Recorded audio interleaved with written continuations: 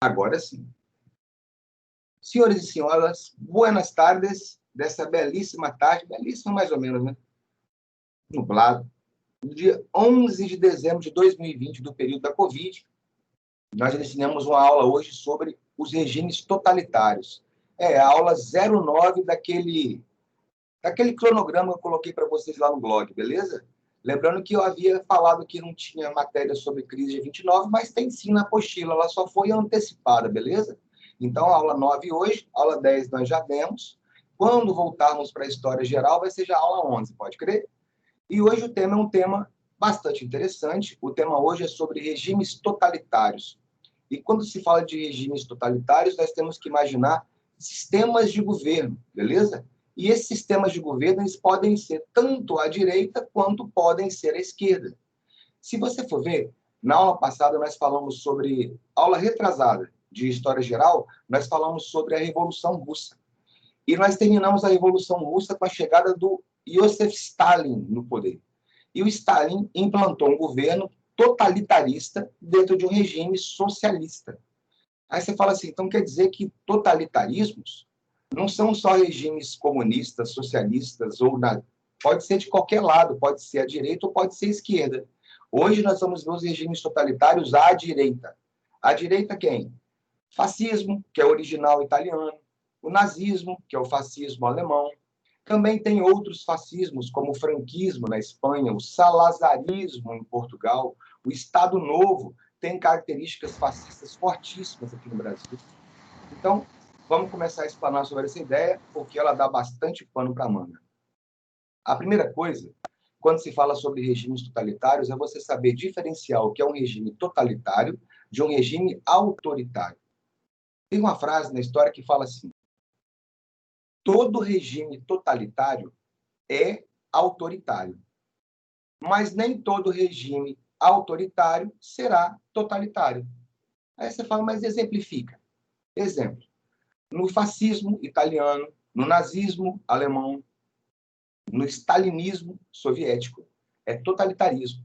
A pessoa concentra todos e totais poderes nela. Tudo dentro do Estado, nada fora do Estado. O Estado controla a maioria dos setores de funcionamento daquela nação. Então, vai ser sociedade, cultura, costumes, política, sacou? Imprensa.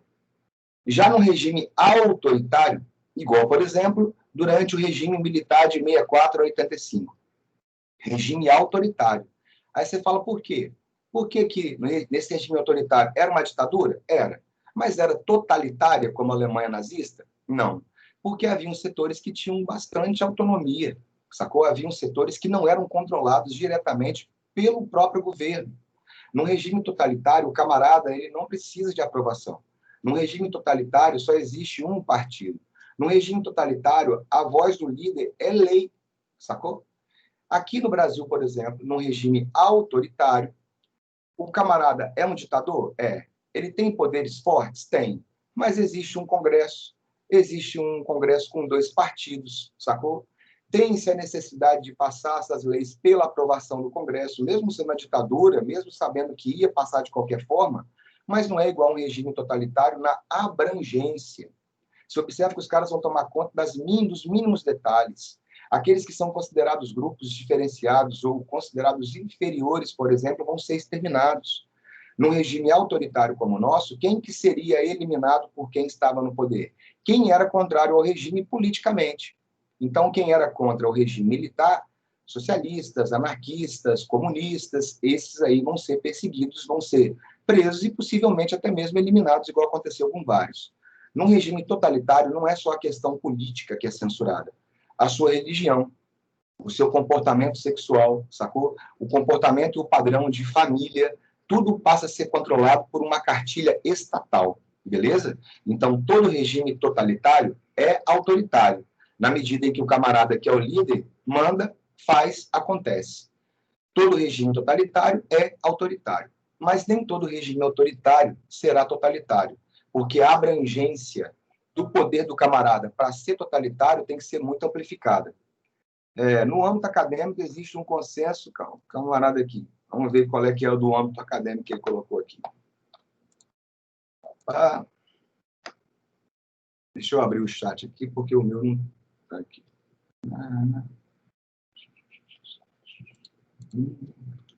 Aqui no meu chat. No âmbito acadêmico, existe um consenso sobre a definição do que é um governo de extrema-direita e de extrema-esquerda? Com toda certeza. Com toda certeza. E essa é uma das ideias que eu vou passar para vocês hoje, que inclusive é a próxima. Porque as pessoas às vezes confundem e falam assim, regime totalitário é só no regime comunista, só regime de esquerda, não tem no regime de direita. Bem, eu vou pegar um exemplo bem tranquilo para você poder imaginar o que eu vou te falar. A diferença entre um regime de extrema-direita, totalitário, e um regime de extrema-esquerda, também totalitário, é uma linha muito tênue. É uma diferença bem simplificada quando você vê a quantidade de ingredientes que são comuns. Para poder citar de exemplo, eu sempre coloco dois extremos. O Adolf Hitler, à direita, sacou? E o Stalin, à esquerda. Você vai entender por que um é direita e o outro é esquerda. Primeiro, vamos às características comuns desses dois extremos, Hitler e Stalin, dois inimigos declarados, beleza? Os dois são unipartidários, defendem a existência de um único partido. Os dois são nacionalistas exaltados, sacou? Tudo que é próprio daquela nação é melhor. Os dois são militaristas, o principal setor de investimento que governa a sociedade é o setor militar. Os dois fazem culto ao líder. O líder é visto como uma pessoa que tem uma inteligência acima da média e deve ser seguido pela população sem questionar. Os dois controlam a imprensa, os meios de comunicação, o sistema educacional. Os dois eliminam as minorias. Os dois têm campos de concentração e extermínio. Os dois têm o vermelho como base da bandeira. Só aqui eu já coloquei 10 características. Os dois são antidemocráticos, os dois são antiliberais e os dois têm um bigode escroto. Falei 13 características comuns entre o Hitler e o Stalin. Mas qual que é a diferença, então, desse totalitarismo que você acabou de dizer, e à direita ou à esquerda? A parte econômica. Se você chegar na Alemanha e perguntar assim, de quem é aquela fábrica? Ah, ela é da Bayer. De quem é aquela empresa? Ah, ela é da Adidas. De quem é aquela terra? É do Fritz. É uma pessoa. É propriedade privada dos meios de produção, pessoas ou empresas, beleza? Se você chegar na União Soviética stalinista e fizer as mesmas perguntas, as respostas serão assim. De quem é aquela fábrica? Do Estado. E de quem é aquela indústria? Do Estado. E de quem é aquela terra que aquelas pessoas estão trabalhando? Também é do Estado. Então, existe uma estatização dos meios de produção. Não existe a propriedade privada sendo a predominante naquele país. Então, a diferença entre um e o outro é a parte econômica. Porque, falando de política, os dois são totalitários. Na Alemanha, você tem um predomínio da propriedade privada dos meios de produção, e na União Soviética, você vai ter um predomínio da propriedade estatal dos meios de produção. Mas, como eu te disse, os dois são unipartidários, nacionalistas, militaristas, xenófobos, antiliberais, antidemocráticos, fazem culto ao líder, controlam o meio de comunicação, controlam o sistema educacional, sacou? Não faço a menor ideia como é o conceito de terceira posição. Não sei o que é que está, qual que é essa ideia, da onde que ela vem. Se ela é nova, de quem que é, em que situação que ela se aplica.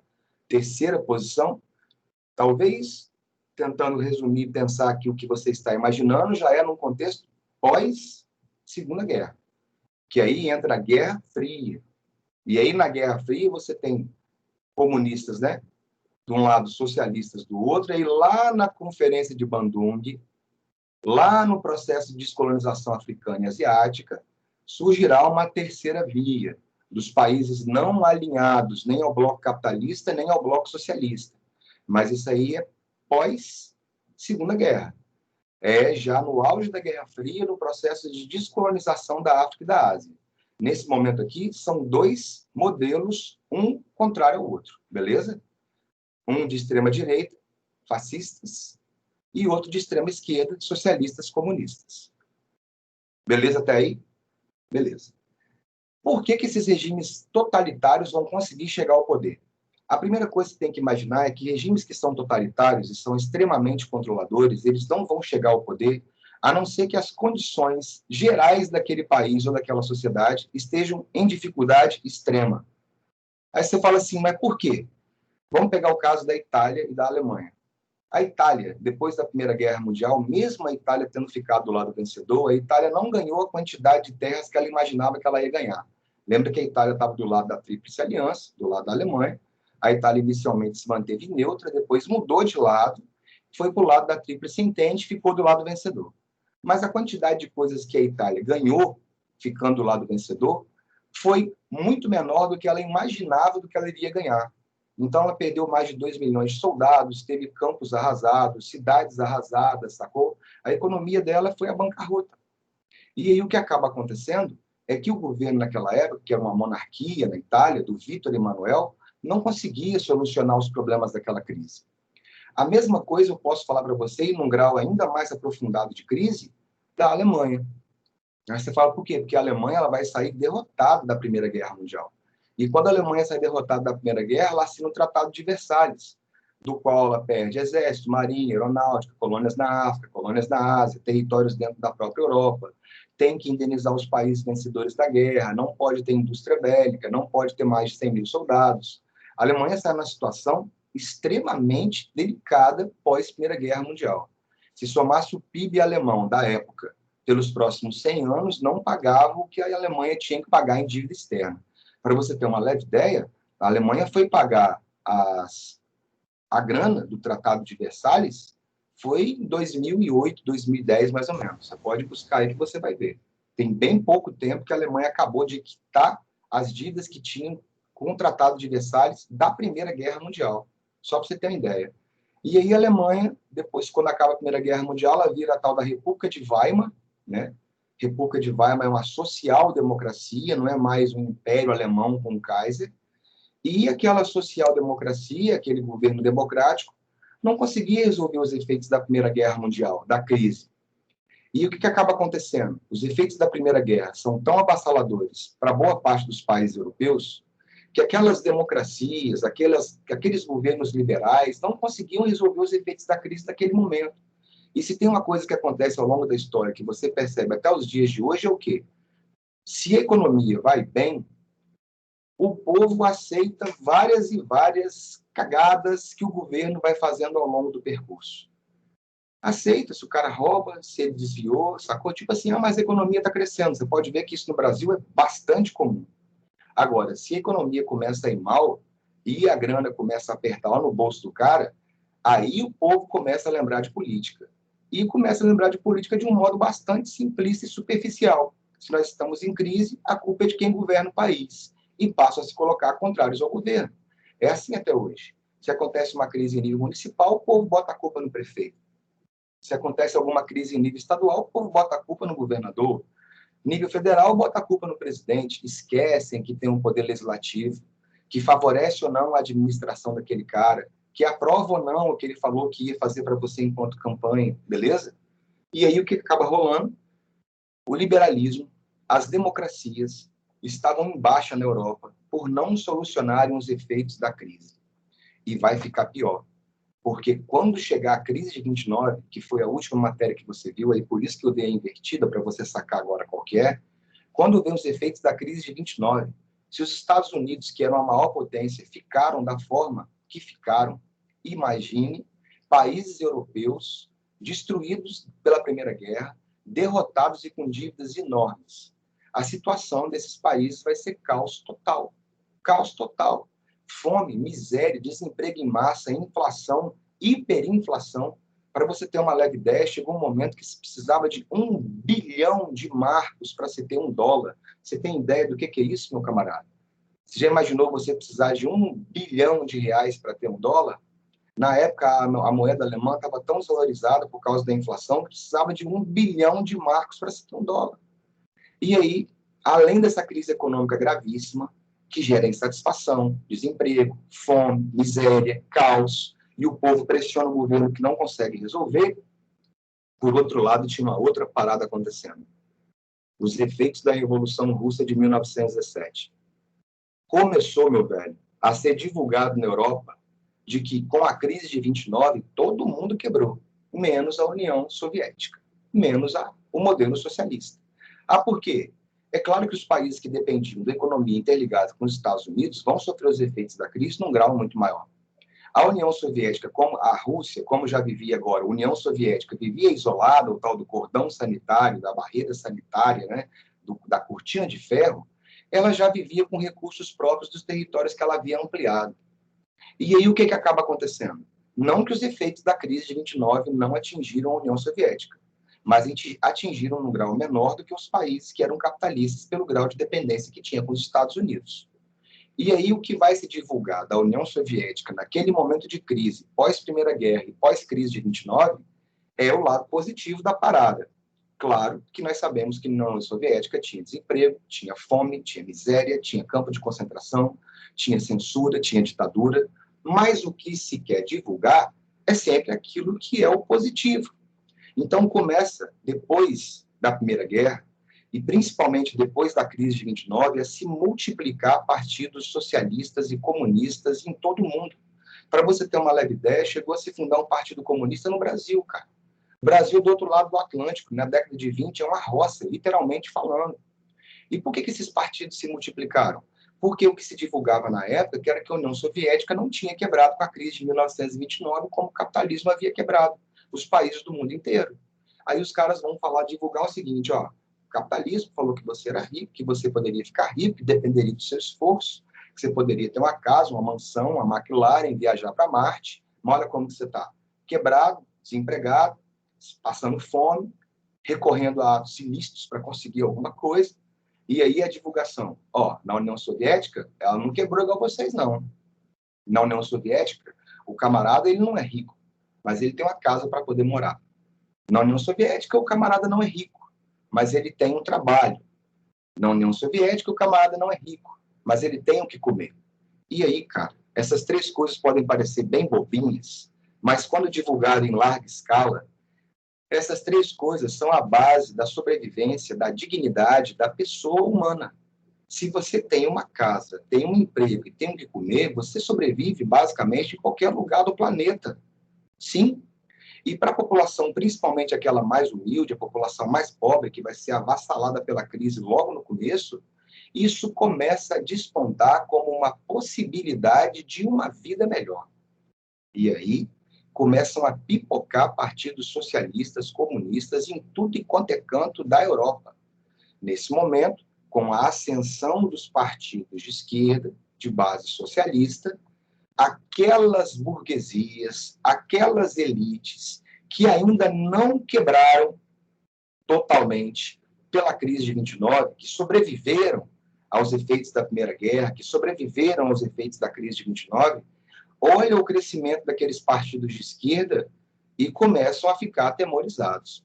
Aí você fala, mas por quê? Porque do jeito que os partidos de esquerda estavam crescendo, se multiplicando, eles poderiam chegar ao poder ou através de eleição, porque se o partido existe e a população vota nele em massa, os caras ganham. E se eles ganham a eleição, eles começam a ter a maioria e podem fazer as reformas que eles pretendem, como, por exemplo, estatizar a propriedade privada. Chegariam ao poder na visão dessa elite ou através da eleição ou através da revolução, igual aconteceu na União Soviética. E aí tem uma mudada diferenciada no panorama europeu dessa época. Aquela elite, aquela categoria burguesa principalmente, quando viu a ascensão das esquerdas, os partidos se multiplicarem na Europa, temerosos com essa ascensão da esquerda, eles passam a patrocinar aquilo que é o contrário da extrema esquerda. Passa a patrocinar a extrema direita. O Partido Fascista do Mussolini já existia. O nacional-socialismo dos trabalhadores alemães do Hitler também. Mas antes de ter o patrocínio burguês, eram partidos que tinham um punhado de representantes, que não teriam possibilidade de chegar ao poder através de eleições de forma alguma, que não teriam possibilidade de chegar ao poder através de golpe de forma alguma, porque eram muito pequenos. Mas quando você passa a ter o patrocínio das elites, dinheiro injetado no partido, fazem os partidos se multiplicarem em número de adeptos, em propaganda, em número de eleitos, cada vez mais. Onde? Peraí. Você está falando comigo, então, que a ascensão dos partidos de direita estão diretamente associadas à ascensão dos partidos de esquerda, que é uma ameaça para a elite, e essa elite passa a patrocinar os partidos de extrema-direita, falando o seguinte: é melhor eu ter um partido de extrema-direita que seja autoritário, ditatorial, totalitário, mas que mantenha a propriedade privada dos meios de produção e me livre da ameaça socialista ou comunista, do que nós vivermos num modelo democrático e existir essa real possibilidade das esquerdas chegarem no poder e a nossa propriedade privada dos meios de produção ser extinta. Se você vê o número de adeptos do fascismo, do nazismo, antes do patrocínio burguês e depois dele, você vai ver o que eu estou te falando. E aí nós temos, por exemplo, o caso do Mussolini, que tinha um jornal chamado Il Popolo d'Italia. Esse jornal do Mussolini, meu velho, depois do apoio burguês, passou a divulgar milhares e milhares de impressões, né? O partido que tinha 19 mil salta para mais de 300 mil em pouco mais de 2 anos. E com a tal da Marcha sobre Roma, o Mussolini pressiona o governo italiano, que o convida para fazer parte do governo. E assim que o Mussolini é convidado pelo rei Vítor Emanuel a fazer parte do governo como um ministro de grande importância, inclusive com grande apoio da burguesia, não traz o cara para fazer parte do governo, rei. Ah, por quê? Você já é um rei velho, você não resolveu os efeitos da crise, o povo lá fora está clamando pelo Mussolini, clamando por reformas, e o Mussolini afirma que ele resolve. Traz ele para o poder. Se você trouxer o Mussolini para fazer parte do seu governo, primeiro, você atende uma vontade popular. Segundo, se ele resolveu os problemas, mérito seu, porque você trouxe ele para cá. Terceiro, se ele não resolveu os problemas, você lava as mãos e fala: fiz o que o povo queria, mas infelizmente não deu certo. Trouxe o Mussolini para dentro do governo. O Mussolini, em 2 anos no governo, a primeira eleição que teve, a maioria dos candidatos eleitos vão ser do Partido Fascista. A fraude eleitoral foi significativa. Na época, os opositores do regime, como um camarada chamado Giacomo Matteotti, que era o líder do Partido Socialista na Itália, divulgou, né, tentou provar a existência de irregularidades, de corrupção e de fraude, e esse camarada simplesmente foi assassinado à paulada, sacou? E aí, tendo um Congresso onde a maioria agora é fascista, o Mussolini botou para ser votado no Congresso as leis fascistíssimas, que concentrava poder no líder, que no caso seria ele, que teria um partido só, que seria nacionalista, militarista, que controlaria os meios de comunicação e o sistema educacional, que eliminaria os opositores do regime. Ele conseguiu aprovação dentro do parlamento italiano para que as leis fascistíssimas fossem aprovadas e dessem plenos e totais poderes para ele. Pode crer? O Hitler, ele é pós-Mussolini. Inclusive, o Hitler se espelha no Mussolini, ele copia boa parte dos passos do Mussolini. Tem um filme, eu não sei se tem ele na Netflix, mas se você buscar, você vai conseguir achar por aí, que se chama Hitler, a Ascensão do Mal. É um filme mais longo, 2 horas e 40 minutos, se eu não me engano, mas é um filme que pega desde a infância do Hitler, ele na casa dele com a mãe dele, o pai dele, o padrasto dele, a adolescência, ele tentando ingressar na universidade, na Academia de Belas Artes de Pintura e sendo recusado, ele sendo mandado, indo para a Primeira Guerra Mundial, e lá se destacando em campo de batalha pela coragem que ele tinha de disposição de fazer as coisas, e muitos viam ele como um camarada totalmente doido, para ter disposição para pegar as missões que davam. Ninguém queria, ele pegava, acabou ganhando uma cruz de ferro, né? Foi atingido por tiro, foi gaseado, e mostra ele saindo da Primeira Guerra Mundial com a Alemanha derrotada e devastada. E, na época, o Hitler, pós-Primeira Guerra, começa, meu velho, a se envolver nas questões políticas. E aí você vê como que nesse documentário, nesse filme, ele é muito legal, porque ele é bem próximo da realidade histórica, né? Colocam Hitler para poder investigar os partidos ultranacionalistas ou extremistas que estavam surgindo na Alemanha naquela época. Para você ter uma leve ideia, a tal da ameaça comunista, né, que às vezes se fala muito, em alguns lugares ela existe, outros não. No caso da Alemanha, em 1918 e 1919, teve a Revolução Espartaquista. Uma mulher chamada Rosa Luxemburgo, sacou? Comunista, judia, polonesa, liderou um processo revolucionário que tomou a parte da Alemanha. Se não fosse as elites se juntarem e mandarem tropas para poder liquidar o movimento, então, quando eu falo que, na história, afirma de que existia uma ameaça socialista, comunista, Aqueles que eram os detentores dos meios de produção naquele momento é porque ela existia de fato. Na Itália, a mesma coisa. Um monte de propriedade sendo invadida, um monte de terra sendo invadida, a elite ela começa a ficar pressionada e patrocina esses regimes. Posso pegar aqui no Brasil também. Em 1964, quando o João Goulart anunciou o plano de reformas de base, comício que ele fez na Central do Brasil, ele anunciou reforma agrária, reforma urbana, reforma universitária, reforma bancária, reforma fiscal, reforma eleitoral. Mas só o fato do camarada já citar, por exemplo, uma reforma agrária, já é taxado como comunista, né? E, a partir daí, o discurso do Jango, a ideia do programa de reformas de base vai ser tomado pela elite brasileira, pela classe média, pelos militares, pela Igreja Católica, como um passo gigantesco para o Brasil se tornar socialista ou comunista. E aí você tem um apoio das elites brasileiras, inclusive da Igreja Católica, aos militares para que derrubassem o João Goulart. Tanto é que você não fala mais golpe militar, é golpe civil-militar, porque você teve uma parcela significativa da sociedade que apoiaram os militares para que derrubasse aquele governo que havia chegado no poder de forma eletiva, beleza? E aí? E aí o que acontece no Brasil na década de 60 é o que está acontecendo na Europa na década de 20, década de 30, beleza?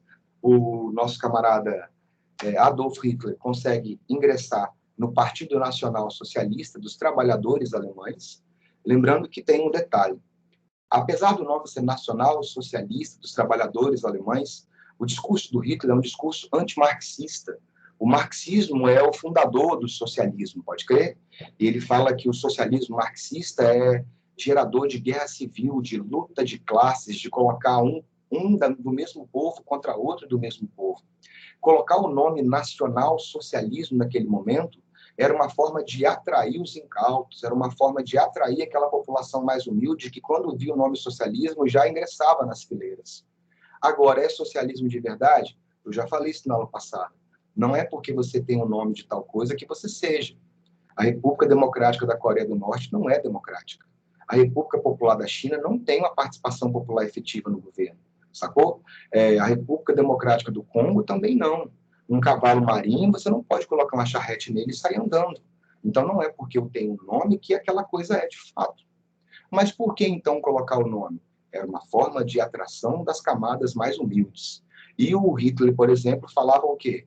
Nós vamos gerar emprego e renda, mas não através da apropriação do alheio. O Estado vai arrumar meios de arrumar emprego para que você tenha possibilidade de sobreviver trabalhando e ganhando suas próprias coisas. Sacou? A primeira tentativa do Hitler chegar ao poder foi um golpe frustrado.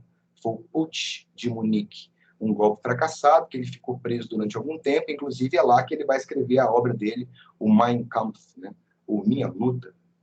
O Mein Kampf, ele é a Bíblia nazi, beleza? Ele é a Bíblia nazista.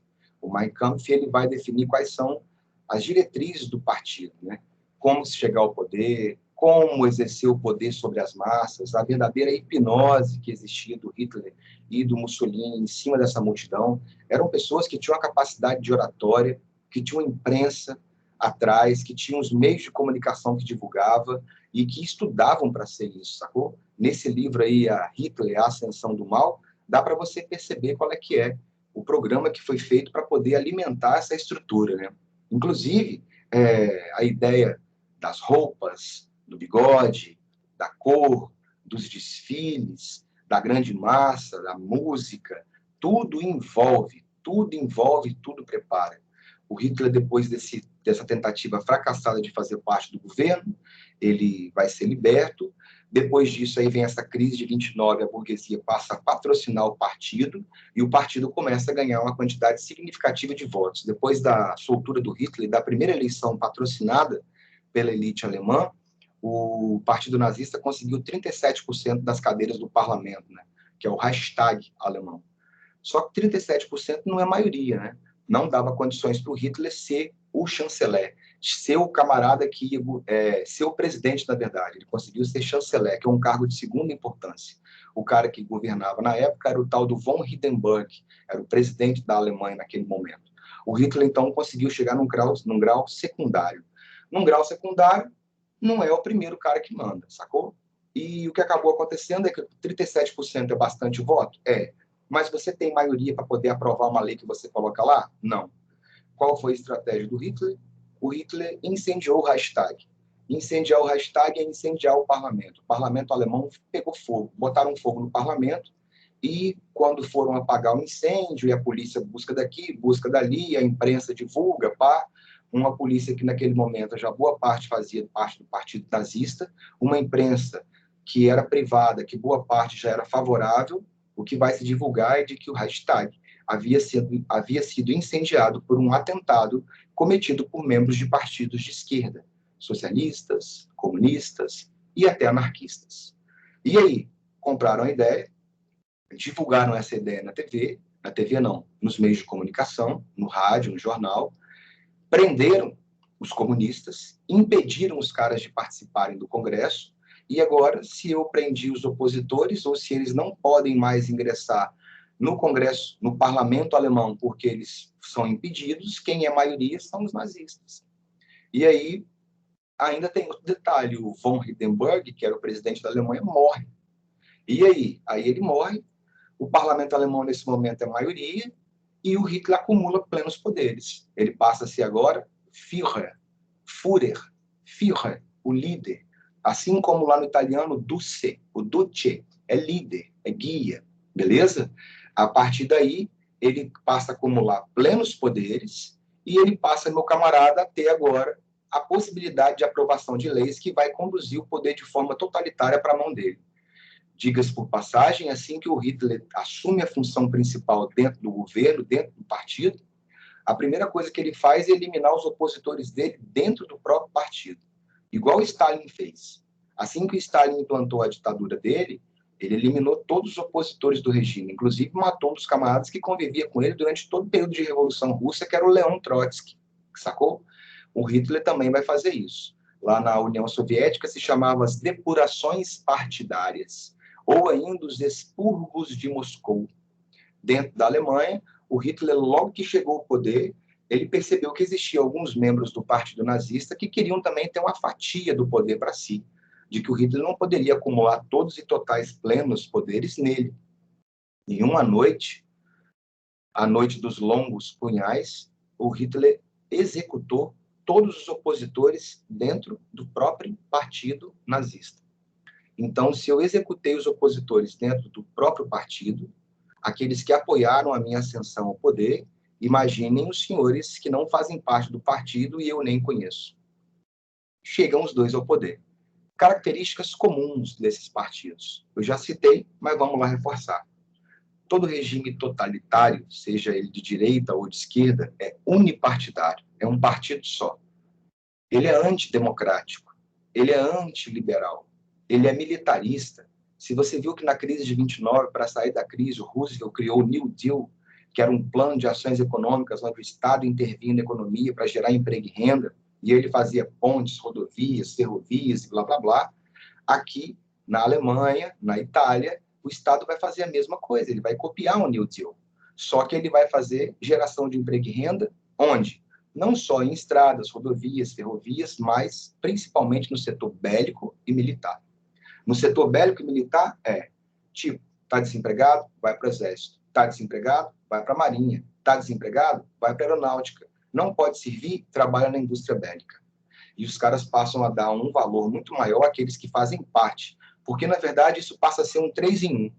Você passa a ser um membro do partido fascista ou nazista, você passa a ser um soldado e você passa a ser também um trabalhador. Porque o camarada não vai só executar exercícios físicos ou de treinamento militar, mas ele também vai trabalhar nas obras empreendidas pelo governo naquele momento para gerar uma infraestrutura para o país crescer. Teve crescimento significativo? Muito significativo. Você imaginar que o Hitler chegou no poder em 1933, com 6 milhões de desempregados, e em 1939, antes de começar a Segunda Guerra, tinha 300 mil, dá para você perceber o tanto de emprego que foi gerado naquele momento.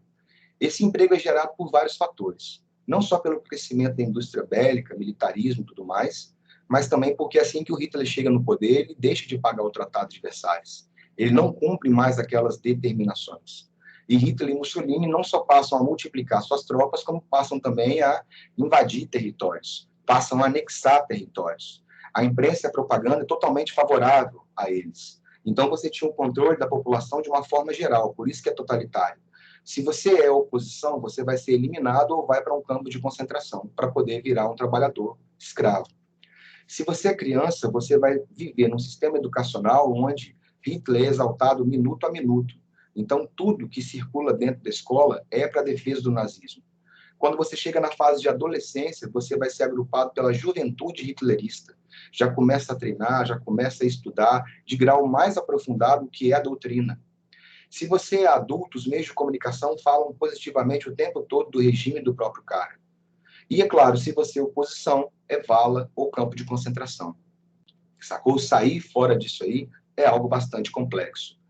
Na Itália, tem uma característica que é mais forte lá, que é o tal do corporativismo, né?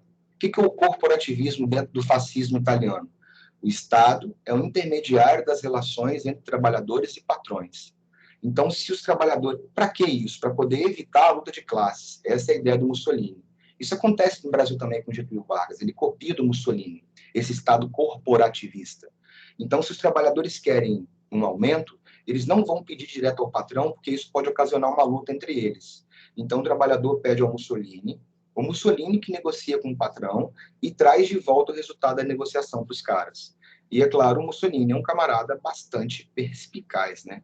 Ele vai colocar dentro desses sindicatos dos trabalhadores pessoas infiltradas dele, que vão saber, vão passar para ele de forma antecipada o que os trabalhadores querem. Vou te dar um exemplo. Faça de conta que vocês fazem parte de um sindicato e eu coloquei um infiltrado aí dentro. O que mais tem é gente desempregada. Então, vou pegar um camarada, vou falar, vou te dar um emprego dentro do sindicato do intensivo, você vai ser meus olhos e meus ouvidos lá dentro, você vai receber o seu salário na moral, mas você não vai falar para ninguém que eu te coloquei aí. Tudo que acontecer lá, você passa para mim, beleza? Beleza. E teve uma reunião de vocês decidiram que querem um aumento de 20% ou vão fazer greve. Antes de vocês virem pedir o aumento de 20% para mim, o meu infiltrado dentro do sindicato já vem e fala, Mussolini, teve uma reunião no sindicato hoje, os caras decidiram que querem 20% de aumento, semana que vem eles vão aqui pedir o 20% de aumento, ou vão fazer greve. O Mussolini já sabe que os caras querem. E se tem uma coisa que é boa para poder conseguir obter algumas vantagens, é você saber o que o cara quer. Até mesmo para agradar. Vou te dar uma ideia simples. Imagine que você me convidasse para o seu aniversário. Se eu sei o que você quer ganhar, e se eu levo o presente que você quer ganhar, a chance de eu marcar aquela data daquele aniversário seu mais do que boa parte das pessoas é imensa. Sacou? E aí? E aí, quando eu não sei o que a pessoa quer ganhar, normalmente eu levo lá uma cartinha, um envelopinho, um dinheirinho dentro. A pessoa compra o que ela quer. Aprendi isso com a judeusada lá de Una. É bastante comum isso. Eu não sei o que o cara quer, eu dou um dinheiro para ele, ele compra o que ele quer. Beleza? E aí o Mussolini já sabe que a galera quer 20% de aumento vai fazer greve. O Mussolini vai lá nos patrões e ele chega lá assim, os camaradas da sua fábrica querem um aumento, já tem tanto tempo que não tem aumento e eles pediram 100 de aumento. Lembra que eles pediram 20, na verdade. Vão pedir 20, né? E o Mussolini já chega falando para os caras que 50% de aumento. Não, tá doido, 50% de aumento, minha fábrica quebra, não dá. Não, eu falei com eles que também é muito, que isso é difícil de ter, mas o que você pode dar? 40%? Não, 40% não tem como, fábrica quebra. 35%? Não, não dá, não rola. 30%? Não, de jeito nenhum, não tem como. 25%, a metade do que eles querem.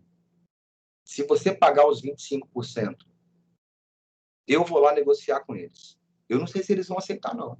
Porque eles querem 50%, 25% é a metade. Eu acho que eles não vão aceitar. Mas se você pagar, eu coloco minha cara para tomar tapa.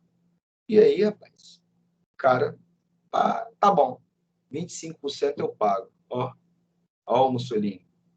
O padrão ficou felizão, achando que ele ia gastar 50% de aumento de pagamento de salário, e gastou só 25%.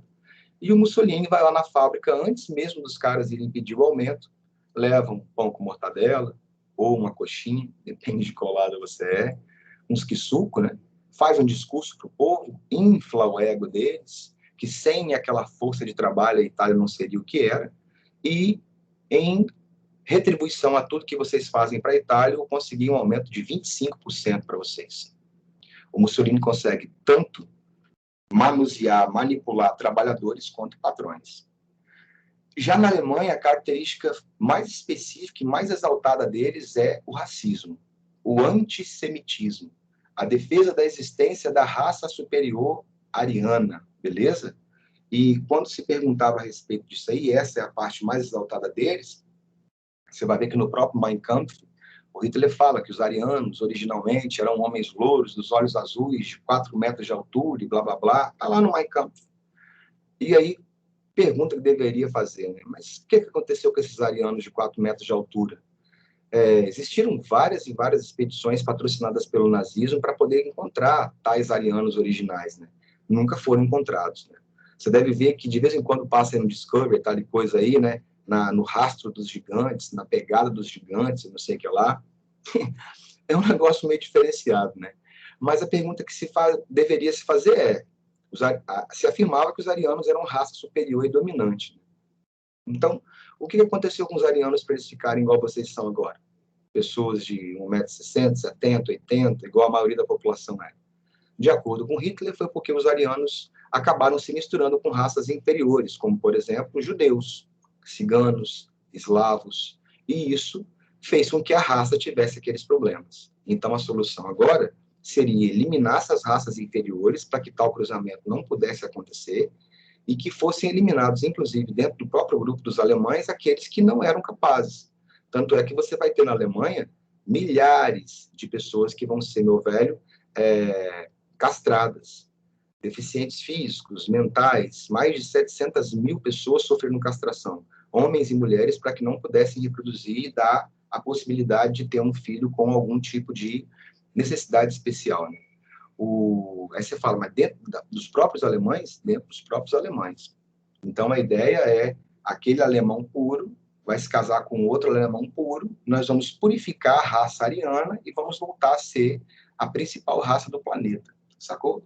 E essas raças inferiores poderiam ser exploradas e até mesmo eliminadas, como eu já disse, não só grupos raciais, judeus, ciganos, eslavos, mas também grupos religiosos, como, por exemplo, Testemunhas de Jeová, questões de sexualidade, homossexuais também vão ser levados para campos de concentração. Inclusive, quando você vê em filme, é muito comum você ver o pessoal com pijama listrado, né? E aquela estrela de Davi é do judeu, né? Mas tem pijamas listrados com quadrados, com círculos, com triângulos. Por exemplo, pijamas listrados com triângulos roxos são testemunhas de Jeová, que vão ser eliminadas também durante o nazismo, né?